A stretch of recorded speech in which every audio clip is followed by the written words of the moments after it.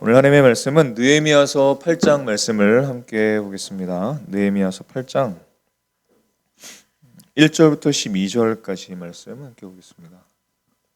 느헤미야 8장 1절부터 12절까지.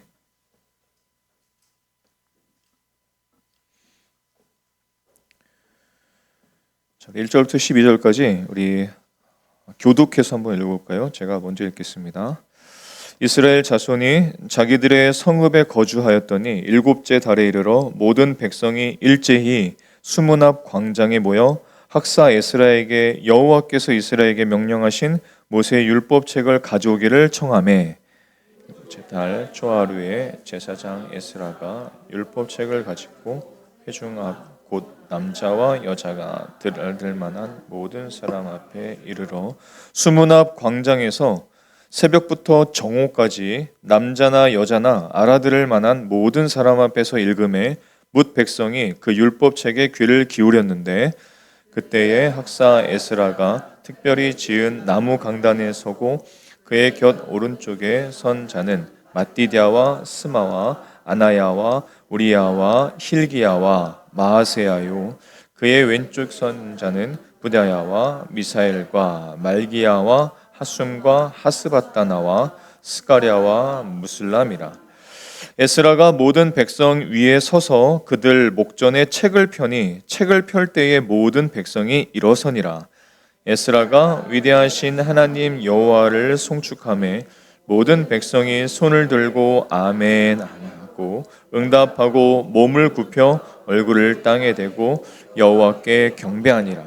예수아와 바니와 세레바와 야민과 악굽과 사부대와 호디야와 마세야와 그라다와 아사랴와 요사밧과 하난과 블라야와 레위 사람들은 백성이 제자리에 서 있는 동안 그들에게 율법을 깨닫게 하였는데, 하나님의 율법을 낭독하고 그 뜻을 해석하여 백성에게 그 낭독하는 것을 다 깨닫게 하니 백성이 율법의 말씀을 듣고 다 우는지라.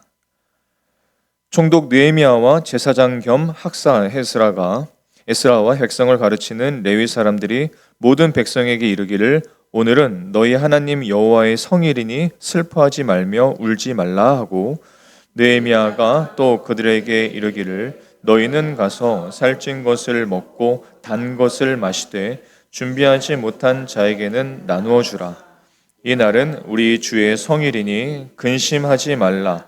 여호와로 인하여 기뻐하는 것이 너희의 힘이니라 하고, 레위 사람들도 모든 백성을 정숙하게 하여 이르기를, 오늘은 성일이니 마땅히 조용하고 근심하지 말라 하니, 모든 백성이 곧 가서 먹고 마시며 나누어 주고 크게 즐거워하니, 이는 그들이 그 읽어 들려준 말을 밝히 알미라. 아멘. 12절 맨 마지막 말씀을 보면 그들이 그 읽어 들려준 말을 밝히 알미라 이렇게 말씀하십니다. 오늘 우리가 함께 읽고 또 깨달을 말씀은 우리 금요 예배 이름이 느헤미야 예배가 된 배경이 되는 말씀이죠. 우리 10절의 일부분의 말씀만 제가 한 번 더 읽어보면, 여호와로 인하여 기뻐하는 것이 너희의 힘이니라 하셨습니다. 원어의 뜻을 조금 더 드러내서 보면 이런 뜻입니다. 여호와 앞에서 기뻐하는 것이 여러분의 힘입니다. 여러분의 피난처입니다 라는 뜻입니다. 단순한 여기에 있는 힘이라는 뜻은 단순한 어떤 힘을 말하는 것이 아니라 산성, 요새, 피난처, 마지막 방어선, 마지막 보루라는 뜻입니다. 삶을 버티게 하는 마지막 영적인 에너지, 뭐가 하나님 앞에서 기뻐하는 것이. 자, 오늘 본문을 보면 이스라엘 백성들이 이 힘을 얻고 돌아갔어요. 저와 여러분도 예배가 끝나서 돌아갈 때 그런 시간이 되기를 소망합니다. 가끔 말씀드렸지만 살면서 제가 큰 사고를 2번을 겪었었는데 그때마다 경험했었던 것은 무엇이냐면 몸 상태가 괜찮아져도 이 내적인 것이 무너져 있으면은 참 그것이 어렵더라고요. 몸은 분명히 좀 괜찮아졌는데 이 안에 있는 영적인 것이 뭔가 무너져 버려 있으면은 몸은 괜찮아졌는데도 힘이 나질 않아요. 즐겁지도 않고 기쁘지도 않죠. 근데 오늘 말씀을 보면서 그것도 생각나고 오늘날 우리가 살고 있는 이 시대와 우리들의 삶과 좀 비슷하진 않은가라는 생각을 합니다.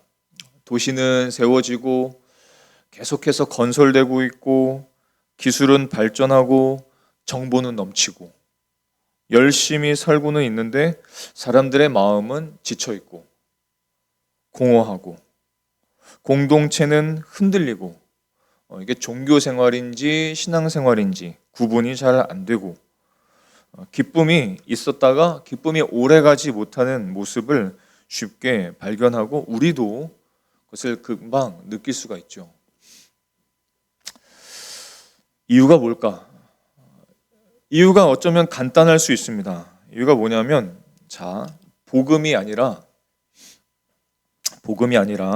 다른 어떤 것에 우리의 정체성을 걸고 있기 때문일 수도 있습니다.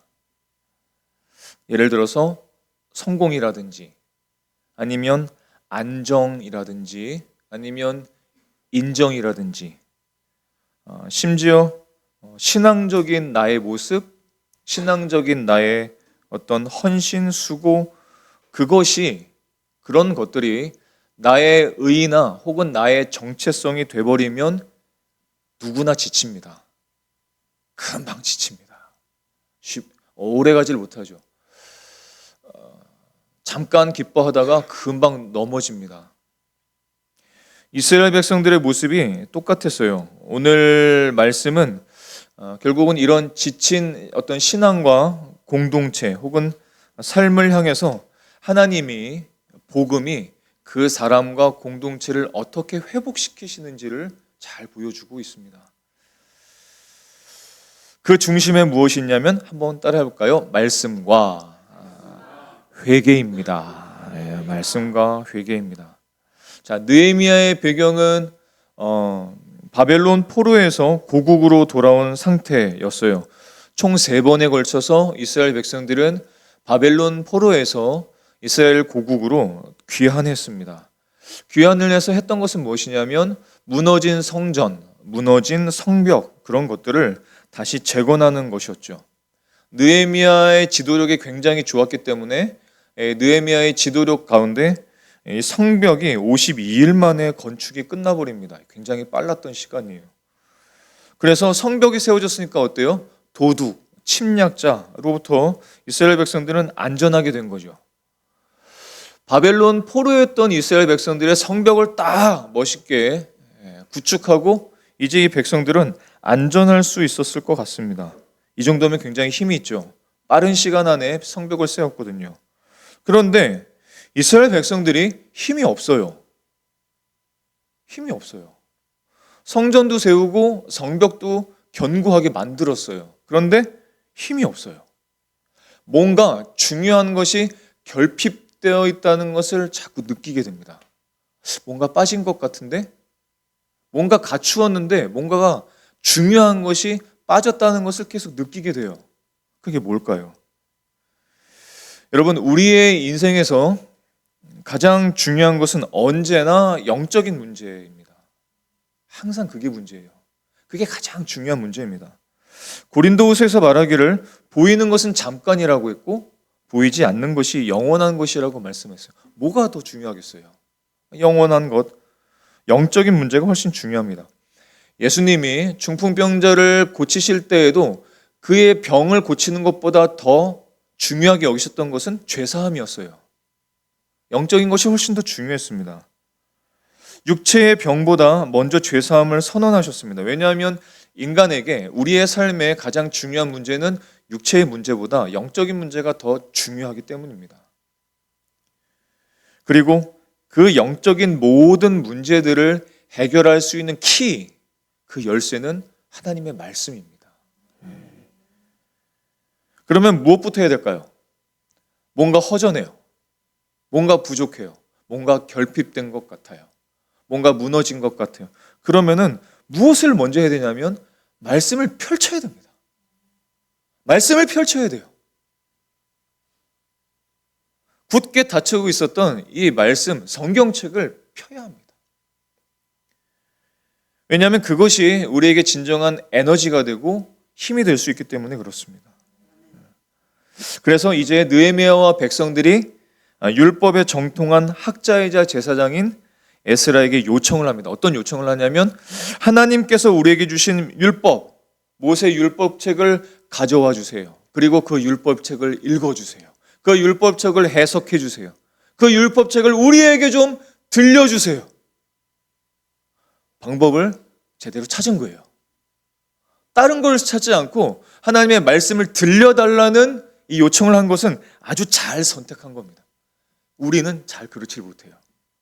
딴 걸 먼저 펼치고 딴 걸 먼저 찾고 딴 걸 먼저 기뻐하죠. 어쨌건 이스라엘 백성들이 그 오랜 바벨론의 포로 생활 속에서 하나님 앞에 회개하는 것도 생겼고 하나님 앞에 자신들의 죄를 하나님 앞에 내어드리기도 하면서 성전과 성벽을 세웠지만 뭔가 부족한 것을 찾았을 때 이것이 하나님의 말씀이구나라는 것을 알았습니다. 그래서 에스라 학자에게 이것을 들려주세요라고 했어요. 굉장히 중요한 내용이죠. 많은 사람들이 살아갈 때 신앙의 회복 혹은 삶의 회복, 예배의 회복, 우선순위의 회복 혹은 감정의 회복 혹은 관계의 회복을 놓고 그 회복책을, 회복약을 구할 때 사람들의 잘못된 약을 찾습니다. 잘못 찾아요. 언제나 그 모든 회복의 중심에는 하나님의 말씀이 있어야 합니다. 하나님의 말씀이 항상 펼쳐져야 돼요. 왜 그럴까요? 인생은 하나님의 말씀으로 창조되었으니까요. 하나님은 말씀으로 우리를 창조하셨고 그래서 인간은 하나님의 말씀을 떠나서는 시체와 똑같습니다. 시체입니다. 그냥 아무것도 아니에요. 그 전에 얼만큼 신앙생활했다 소용없어요. 하나님에서 말씀에서 벗어난 자는 다윗도 똑같고 솔로몬도 똑같고 신앙의 거인들 사도 바울도 똑같고 다 똑같아요. 말씀에서 멀어지면 방법이 없습니다. 다른 해결책이 없어요. 인간은 말씀으로 창조되었고 타락한 후에도 말씀으로 회복되는 것이고 그리고 말씀 되시는 예수 그리스도 안에 있어야만 온전해질 수 있는 것입니다. 이것을 우리가 꼭 기억해야 됩니다. 자, 이스라엘 백성들은 성전과 성벽을 다시 아름답게 만들었지만 말씀에 채워지지 않고 말씀으로 세워지지 않았기 때문에 굉장히 지쳐 있었던 것이죠. 결핍되어 있었습니다.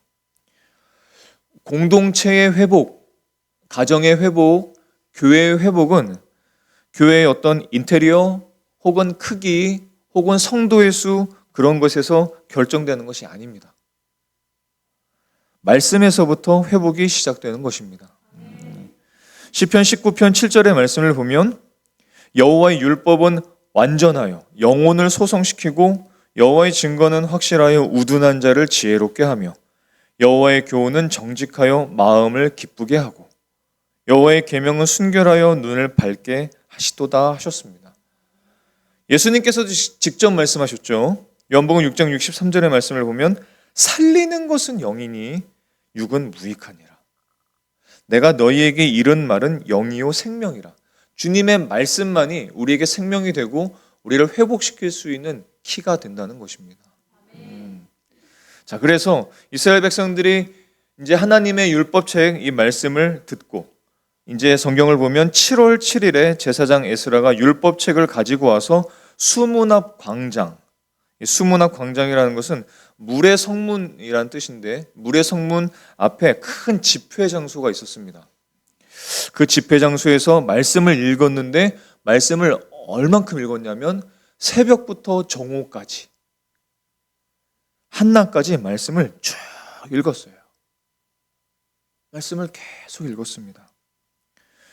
회복의 초점이 무엇이냐면 다른 것이 아니라 하나님의 말씀이었어요. 이 부분을 우리가 가슴 깊이 새겨야 됩니다. 가슴 깊이 새겨야 돼요. 그들에게 필요한 것은 아름다운 성전이나 아니면 견고한 성벽이 아니었거든요. 저들에게 가장 필요한 것은 하나님의 말씀이었습니다. 성경이 그래서 이때의 모습을 아주 자세하게 기록하고 있어요. 말씀을 보면 말씀을 읽을 나무 강단을 만들어 놓고 특별한 강단을 만들어 놓습니다. 그리고 그 단 위에 제사장들이 쭉 서게 됩니다. 왼쪽에는 6명, 오른쪽에는 7명, 그리고 중앙에 에스라가 서요. 그리고 에스라가 율법책을 펴니다. 이렇게 율법책을 쫙 펴요. 그때 어떻게 하냐면 모든 백성들이 다 일어납니다. 율법책을 펴기만 했는데 모든 백성들이 다 일어나요. 일어나서 하나님을 경외합니다. 다른 게 하나도 없었어요. 멋진 찬양이나 아니면 악기의 연주도 전혀 없습니다. 그냥 율법책을 폈는데도 모든 백성들이 하나님을 경외하기 시작했고 하나님을 찬양하면서 모든 백성들이 손을 들고 아멘, 아멘 외칩니다. 율법이 들려질 때마다 아멘, 아멘 외쳐요. 영광을 돌리고 몸을 굽혀서 하나님께 경배를 드립니다. 이게 하나님의 말씀에 대한 자세. 그리고 에스라가 율법책을 이제 낭독하고 그 뜻을 해석할 때 성령께서 그 자리에 역사하셔서 백성으로 하여금 하나님의 뜻을 깨닫게 했습니다. 하나님의 뜻을 깨달았을 때 백성들이 율법의 말씀을 듣고 어떻게 되었냐면 다 울기 시작해요. 하나같이 다 울기 시작합니다. 8절부터 9절 상반절까지를 우리 한번 읽어볼까요? 한번 읽어보겠습니다. 하나님의 율법책을 낭독하고 그 뜻을 해석하여 백성에게 그 낭독하는 것을 다 깨닫게 하니 백성이 율법의 말씀을 듣고 다 우는지라. 네, 울었어요. 말씀을 들었을 뿐인데 말씀을 그냥 들었을 뿐인데 이 백성들의 모든 감정, 백성들의 모든 양심 다 깨부서지고 움직여지고 회개의 눈물이 흐릅니다. 성령께서 그 자리에 역사하셔서 그 말씀으로 각 사람들의 마음을 찌르시고 그 말씀이 들어가서 그 안에 있는 죄와 허물들을 밝히 드러내시고 그것들을 막 벗겨내기 시작하는 거예요. 얼마나 이 백성들이 통회하고 눈물을 흘리고 아파하는 마음. 그동안 하나님을 떠났었던 그 자신들의 삶, 자신들의 불순종들을 기억이 나면서 얼마나 많이 울었는지를 모릅니다. 자신들이 꽁꽁 감추어져 있었던 그 죄악들을 율법이 막 지적하고 깨뜨리셨을 때 이 안에 모든 것들이 다 뒤집어지면서 죄악들이 드러나고 하나님께 울기 시작해요. 저는 이런 장면이 이 시대의 예배 시간에도 일어나야 된다고 믿습니다. 감동적인 스토리 없어요. 지금 에스라와 그 주변의 제사장들이 말씀을 읽고 해석하고 가르쳐줬을 때 자 하면서 아름다운 스토리나 감동적인 이야기를 들려준 게 없어요. 우리 실생활에 관련된 어떤 그런 이야기들 없어요. 감정을 막 뒤흔드는 이야기 없어요. 아무것도 없어요. 여러분, 율법책은 모세오경, 율법책은 우리의 생각보다 훨씬 더 딱딱합니다. 얼마나 딱딱한지 몰라요.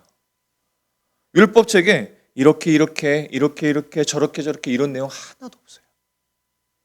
그냥 율법책을 읽어만 줬습니다. 그런 이야기는 전혀 없는데 그 딱딱한 율법책을 읽고 듣기만 했는데 사람들이 울어요. 그 말씀에 비추어 보면서 자기의 죄악과 자기의 허물이 너무나 큰 것을 발견하게 됩니다. 그로 인해서 슬픔이 막 밀려 들어오는 것이죠. 동시에 뭐가 생각나냐면 그런 우리들을 용서해 주신 하나님의 사랑이 되살아나기 시작한 거예요. 하나님의 사랑이 잃어버렸어요. 하나님을 원망했죠. 또 지금 자신들이 처해져 있는 이 상황 속에서 불만들이 막 뛰쳐나왔습니다. 근데 자신들이 잘했기 때문에 바벨론 포로에서 돌아온 게 아니잖아요. 그런 게 전혀 없습니다. 그저 하나님의 은혜 가운데 기한이 돼서 바벨론 포로에서 그냥 돌아온 거예요. 은혜로. 근데 그것도 잘 모르고 있었어요, 이 사람들이. 그것도 깨닫지 못하고 있었어요. 그런데 그 율법책을 읽고 율법책에 들려지는 그 순간에 그 모든 그 과거의 죄악과 허물들이 다 드러나기 시작하면서 통의 눈물을 흘리기 시작하고, 그럼에도 불구하고 우리를 사랑하시는 그 하나님을 느끼기 시작한 겁니다. 그 죄악을 다 벗어내지도 못한 자신들의 인생을 용납해 주시고 용서해 주시고 다시 받아주시는 하나님의 손길과 그 마음을 느끼기 시작한 것이죠. 하나님이 자신들을 얼마나 사랑하시는지를 알게 된 겁니다. 그렇게 율법을 범하고 말씀의 기준에서 벗어나고 그렇게 우상 숭배하고 하나님을 무시하고 경멸하며 하나님의 말씀에 불순종했던 자신들을, 그런 인생임에도 불구하고 변함없이 신 그 하나님의 사랑을 깨닫게 된 거예요. 그래서 그 비통한 마음을 감출 수가 없어서 소리를 내어서 울기 시작한 겁니다. 남자, 여자, 알아들을 만한 모든 사람들이 다 울기 시작했다. 그 집회 장소를 많은 고고학자들이나 성경학자들이 얘기하기에는 그 적어도 그날, 그 시간에 수천 명 혹은 10,000명 넘는 사람들이 그 말씀 들리고 말씀 앞에서 다 울기 시작한 겁니다. 그리고 이 눈물이 회복이 시작이 되었어요.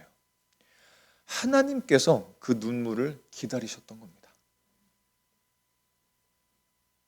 하나님은 지금도 우리의 회개의 눈물을 기다리십니다. 기다리세요. 강팍한 우리의 마음들이 말씀이 들려지고 그 말씀 앞에 섰을 때 그 처참한 우리의 모습을 발견하면서 그 회개의 눈물이 흘려지기를 원하시죠. 왜냐하면 그것을 통해서 우리가 회복될 수 있기 때문에 그렇습니다. 오늘날 이 시대의 많은 사람들은 예배든지 글쎄요, 교회의 어떤 일들이든지 웃을 줄은 굉장히 잘 아는데 말씀 앞에서 우는 삶을 망각한 것 같습니다.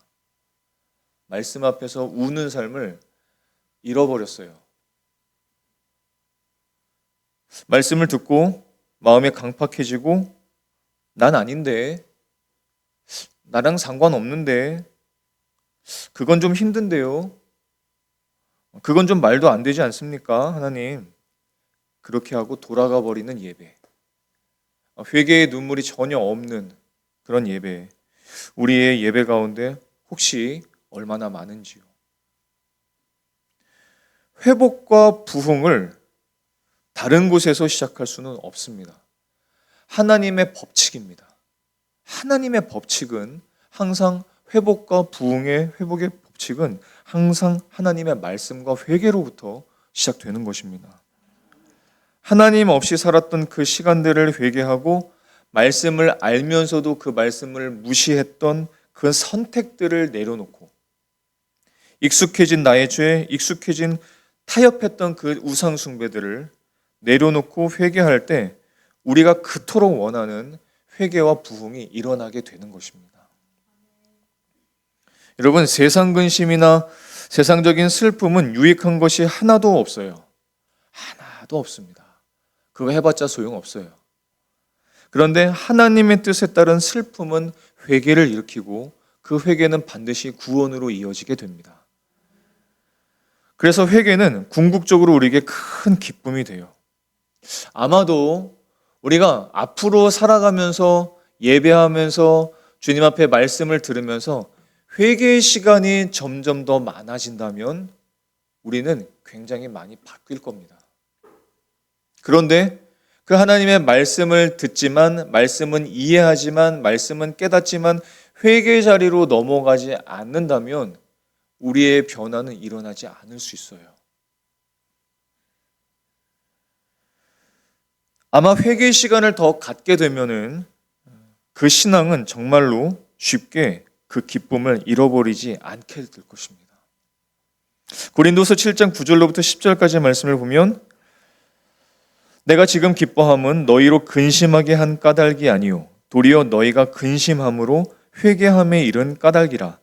너희가 하나님의 뜻대로 근심하게 된 것은 우리에게서 아무 해도 받지 않게 하려 함이라. 하나님의 뜻대로 하는 근심은 후회할 것이 없는 구원에 이르게 하는 회개를 이루는 것이요 세상 근심은 사망을 이루는 것이니라. 이렇게 말씀하십니다. 사도 바울이 고린도 전서 이 편지를 먼저 고린도 교회에 보냈어요. 그랬는데 이 고린도 교회의 사람들이 그 말씀을 받았는데, 고린도전서 말씀을 받았는데 잘 이해가 안 되는 거예요. 납득이 잘 안 되는 겁니다. 순종이 잘 안 되는 거예요. 그리고 마음속에 근심이 생기기 시작한 거예요. 다시 사도 바울이 고린도후서의 말씀을 보내면서 너희들이 그 말씀 때문에 근심이 되기 시작했지. 그건 나쁜 게 아니라는 뜻입니다. 하나님의 말씀을 듣고 근심하게 된 것은 결국은 회개와 구원으로 이어지는 것이기 때문에 괜찮다는 거예요.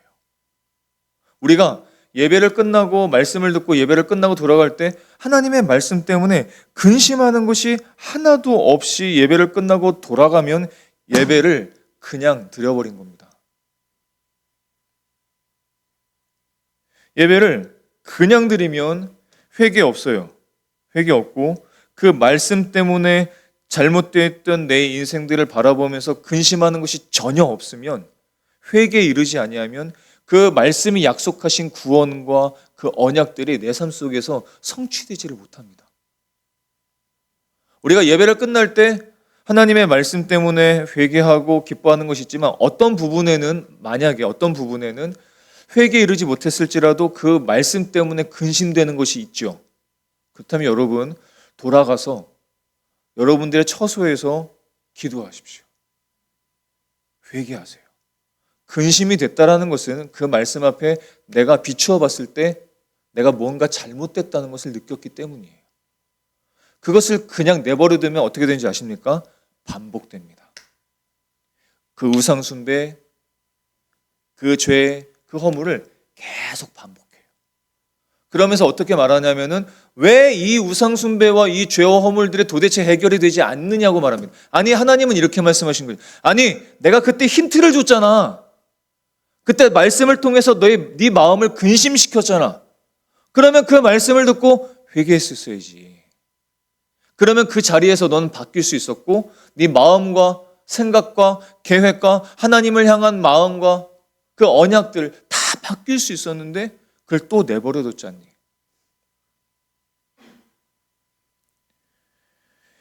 이스라엘 백성들이 오늘 말씀을 통해서 근심하게 되면서 눈물을 흘렸을 때에 이것은 회개와 구원에 이르는 참 감사한 그런 눈물이 될 수 있었습니다. 이스라엘 백성들에게 보이는 성전보다 성벽보다 훨씬 더 중요했던 것은 참 성전 되시는 하나님이었고 참 성벽이 되시는 주님의 말씀이었습니다. 그 말씀으로 회개하고 그 말씀으로 성벽을 쌓는 일이 더 중요했던 것이죠. 말씀 가운데 저들은 회개했고 그리고 이제 이스라엘 백성들은 회복되기 시작합니다. 눈물을 흘리고 하나님 앞에 회개할 때 저들의 마음과 양심과 영혼들이 회복되기 시작하고 공동체가 회복되기 시작해요. 그때 놀라운 외침이 들립니다. 살면서 이 외침이 여러분들에게 많이 들렸으면 좋겠어요. 어떤 외침이냐면 오늘은 슬퍼하지 말라라고 외칩니다. 그리고 여호와로 인하여 기뻐하라라고 외칩니다. 이게 복음입니다. 이게 예수 그리스도 안에 약속된 복음이에요. 자, 우리 9절과 10절 말씀을 우리 한 번 더 읽어보겠습니다. 함께 읽어보겠습니다. 백성이 율법의 말씀을 듣고 다 우는지라. 총독 느헤미야와 제사장 겸 학사 에스라와 백성을 가르치는 레위 사람들이 모든 백성에게 이르기를 오늘은 너희 하나님 여호와의 성일이니 슬퍼하지 말며 울지 말라 하고 느헤미야가 또 그들에게 이르기를 너희는 가서 살찐 것을 먹고 단 것을 마시되 준비하지 못한 자에게는 나누어 주라. 이 날은 우리 주의 성일이니 근심하지 말라. 여호와로 인하여 기뻐하는 것이 너희의 힘이니라 하고. 아멘. 이스라엘 백성들이 막 울고 있는데 이 백성들의 눈물을 멈춥니다. 그만 울어. 왜 외쳐요. 이 이스라엘의 지도자들이 이스라엘 백성들의 회개하는 것을 가볍게 여긴 것도 아니고 그 회개는 이런 것이죠. 회개는 목적이 아닙니다. 회개는 목적이 아니라 과정입니다. 회개는 목적이 아니라 회복으로 가는 문이기 때문이죠. 만약 계속 울기만 했으면 어떻게 되냐면 백성들은 자책감에 더 빠질 수 있었어요. 자책감에 빠지고 무력감에 빠졌을 것입니다. 이런 겁니다. 종교적인 회개 그리고 복음적인 회개는 완전히 다릅니다. 종교적인 회개는 어떤 것이냐면 나는 잘못했으니까 벌을 받아야 해 라는 건 종교적인 회개입니다. 그게 아니에요. 복음적 회개는 무엇이냐면 나는 잘못했지만 은혜로 하나님은 나를 다시 받아주신다. 이것이 복음적인 회개입니다. 느헤미야가 백성들의 눈물을 멈추고 선포합니다. 자, 여러분, 이제 그만 우세요. 이제 집으로 돌아가세요. 가서 기름진 음식을 먹고 단 것을 마시세요. 미처 준비가 안 된 가정이나 사람들이 있다면 준비된 사람들이 나누어 주세요. 괴로워하지 마세요. 오늘은 주님 앞에 거룩한 날, 분별된 날, 구별된 날, 회복이 임한 날, 용서받은 날이기 때문입니다. 이제 하나님 앞에서 기뻐하세요. 여호와 앞에서 기뻐하는 것이 여러분들이 살아갈 힘입니다. 이렇게 선언을 합니다. 금요 예배가 끝났을 때, 주일 예배가 끝났을 때, 글쎄요, 이런 일들이 자꾸 일어나면 어떨까요? 예전에 수련회를 하게 되면 수련회 할 때 그렇게 또 웁니다. 그렇게 울어요. 죄가 막 생각나고 막 뒤집어지고 막 하나님 앞에 막 끄집어내서 하면서 막 울어요. 근데 예배 끝나고 모여가지고 막 먹고 막 먹고 라면 또 사발면 끓여 먹고 떡볶이에 오뎅탕에서 먹고 막. 처음에 그런 것들을 제가 경험했을 때 사람들이 미친 줄 알았어요. 근데 그게 아니라 정상이더라고요. 오늘 말씀을 보니까 정상입니다. 하나님 앞에 회개했으면은 그것을 붙잡고 사는 게 아닙니다. 하나님 앞에 회개했으면 정상적인 그리스도인은 회개했으면 하나님이 내가 회개했으니 예수님의 이름으로 고백하고 기도했으니 나는 주님 안에서 용납되었고 나는 새로운 나를 부여받았다. 이것이 복음적인 회개고 하나님의 용서입니다. 그러면 어떻게 돼요? 그 다음엔 맛있는 것을 먹어야죠. 단 것을 마셔야 됩니다. 금요예배 끝나고 야식 드시는 분 많으시죠? 정상입니다. 변화된 삶, 회개된 삶을 하나님께서 다시 허락해 주시고 새로운 삶을 허락해 주셨기 때문에 이제는 하나님으로 기뻐하는 것이 무엇인지를 알고 그것을 힘을 삼아 걸어가는 것이죠. 다시 걸어가는 겁니다. 여러분, 여호와로 인하여 기뻐하는 것이 우리의 힘이라고 말씀하시는데 여러분, 여호와로 인하여 기뻐하는 것이 왜 힘일까요? 왜 그게 힘일까요? 그냥 하나님만 생각하면 기뻐지나요? 그런 뜻이 아니에요. 여호와로 인하여 기뻐하는 것이 너희의 힘이다 라고 말씀하시는 것은 그냥 하나님만 생각하면 다시 막 기뻐지고 하나님께서 하신 일들만 생각하면 또 기뻐지고 이런 뜻이 아닙니다. 오늘 사건을 보면 이런 뜻입니다. 어떤 뜻이냐면 이 사람들은 하나님이 우리를 용납해 주신다는 것을 확신했어요. 하나님의 용서를 받고 용서를 느낀 사람만이 하나님을 기뻐할 수 있어요.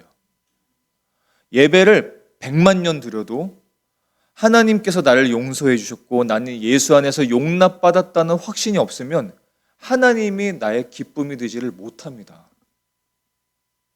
못해요. 내 말씀을 들어서 내 죄가 드러났죠? 내가 어떤 인간인지가 다 밝히 드러났죠. 그것 때문에 기도하죠, 회개하죠. 그런데 거기서 끝나는 게 아니라 예수 안에서 나는 그런 나였지만 나는 용서받았고 용납되었고 나는 예수 안에서 새로운 피조물로 거듭났다. 하나님이 나를 용서해 주셨다. 이 확신이 든 사람만 하나님을 기뻐합니다. 종교적인 신앙생활을 하고 있는 사람들은 하나님을 기뻐할 수가 없어요. 하나님을 기뻐하자는 말이 무슨 말인지 몰라요. 하나님을 그냥 생각하는 건가? 뭐가 기쁜 거지? 이렇게 생각합니다. 여호와로 인하여 기뻐한다는 것은 하나님의 나를 용서해 주셨고 우리 공동체를 용서해 주셨다는 것을 확신하고 그것을 받아들일 때 그 하나님이 이제는 기쁨이 됩니다. 기쁨의 대상이 돼요. 그래서 앞으로도 하나님께서 우리에게 하실 일들이 다 기대가 되고 기쁨이 되기 시작합니다. 근데 그게 어떻게 되냐면 우리의 힘이 된다는 뜻이에요.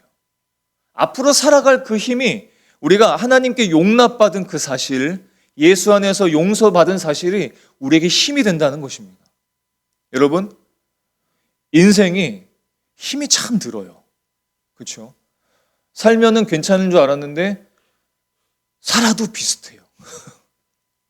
힘들어요. 근데 여러분, 우리가 힘든 이유의 가장 궁극적인 이유가 뭘까요?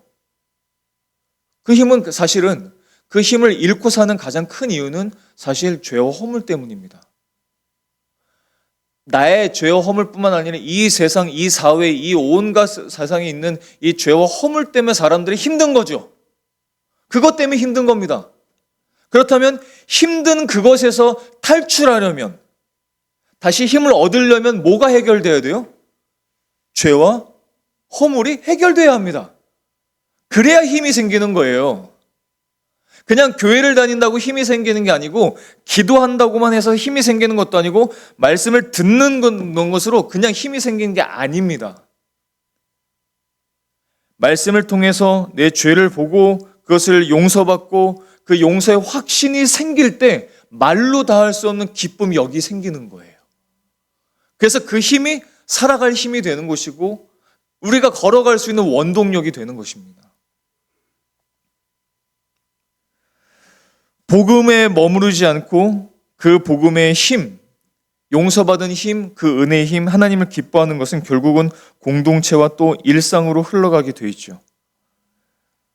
자, 백성들은 어떻게 하는지 한번 마지막 11절과 12절의 말씀을 읽어볼까요? 자, 읽어보겠습니다. 시작.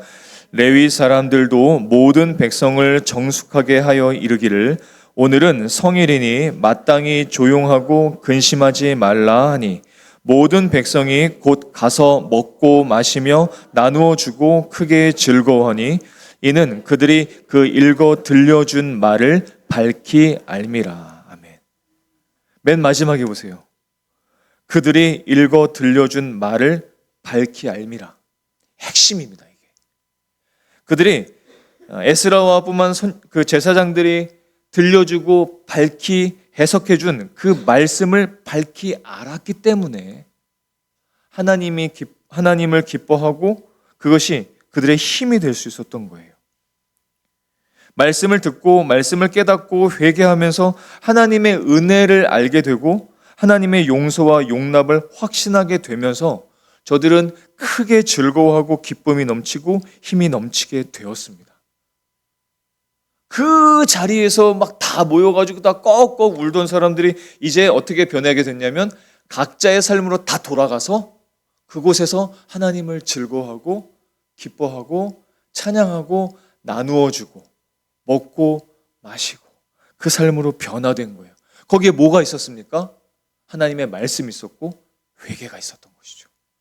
따라서 주일 예배든 금요 예배든 어떤 예배든 그 예배 가운데 하나님의 말씀을 듣고 깨달아서 회개하고 하나님을 여호와를 기뻐하는 것으로 나아가지 못하면 그 삶으로 우리 나아가지 못해요. 예배는 끝났는데 삶으로 나아가질 못합니다. 굉장히 안타까운 현실이죠. 말씀을 밝히 알았다는 것은 말씀 앞에서 내가 달라지게 되었다는 뜻입니다. 여러분, 그래서 말씀을 밝히 알게 되면 사람이 어떻게 변하는 줄 아세요? 사람이 울다가 웃게 됩니다. 그게 말씀을 밝히 안 사람들의 특징이에요. 울다가 기뻐하게 되고, 기뻐하면서 순종하게 되고, 각자의 삶의 처소에서 세상과 사람들을 섬기게 됩니다. 그것이 말씀을 밝히 안 사람들의 공통점, 그게 공통점이에요. 사랑하는 성도 여러분, 느헤미야 8장 오늘의 사건은 이 놀라운 은혜의 사건 속에서 여러분 예수 그리스도와 십자가를 발견하실 수 있으신지요? 주님께서 오늘 말씀을 통해서 우리를 초청하십니다. 누구를 초청하시냐면 이런 사람들을 초청하십니다. 종교적인 신앙생활에 지친 사람들이여 오라. 죄와 허물로 인해서 죄책감에 쌓인 인생들이여 오라. 헛된 기쁨을 의지하며 공허해진 인생들이여 오라. 실제로는 복음이 아니라 다른 어떤 것들, 실제로는 복음이 아니라 성공, 안정, 인정, 신앙적인 자신감에 정체성을 걸고 살다가 넘어진 자들이여 오라. 방향을 잃은 자들이여 오라. 기쁨을 잃은 자들이여 오라. 예수를 믿는다고 생각하지만 수고와 무거운 짐 아래 늘 깔려있는 자들이여 오라. 오라고 하세요. 주님께서 초청하십니다. 마태복음 11장 28절의 말씀 아시죠? 수고하고 무거운 짐진 자들아 다 내게로 오라. 그리고 이렇게 우리에게 말씀하십니다. 그리고 말씀 앞에 울라. 말씀 앞에 울라. 말씀 앞에 먼저 무너지라. 말씀 앞에 철저하게 무너져라. 대충 무너지지 말고 말씀 앞에 완전히 허물어져라. 그리고 말씀하시죠. 이제 슬퍼하지 말라. 내 안에서 너는 용납되었고 내 안에서 너는 결코 망하지 않을 거야. 너의 근심이 도리어 기쁨이 될 거야. 내가 너의 기쁨을 위해서 십자가를 졌단다. 내가 너의 기쁨을 위해서, 너의 미래를 위해서 십자가를 참았단다. 이제 울음을 그치고 돌아가서 하나님을 기뻐하고 살아가라. 우리에게 이렇게 말씀하십니다. 이것이 여호와로 기뻐하는 우리의 힘, 그리스도인만이 가질 수 있는 유일한 파워, 에너지. 이 힘을 갖고 살아가는 저와 여러분이 되실 수 있기를 예수님의 이름으로 축원합니다. 함께 기도할까요?